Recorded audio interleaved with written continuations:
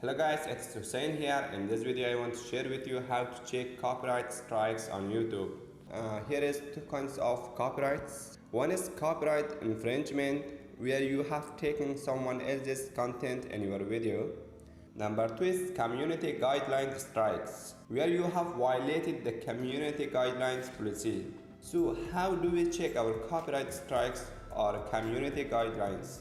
Head over to YouTube, then click on your profile on the top right corner, and down here click on setting. So it brings you on this page, then click channel stats and features. So right here you can see how many copyright strikes or community guidelines you have.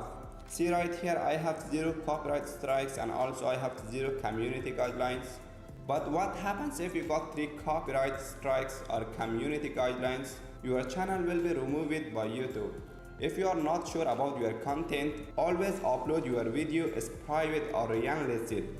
This allows you to address copyright issue found by Content ID before posting in your subscribers. So I hope this video was helpful. Make sure to like and subscribe for updates. That's it guys, see you all in the next video.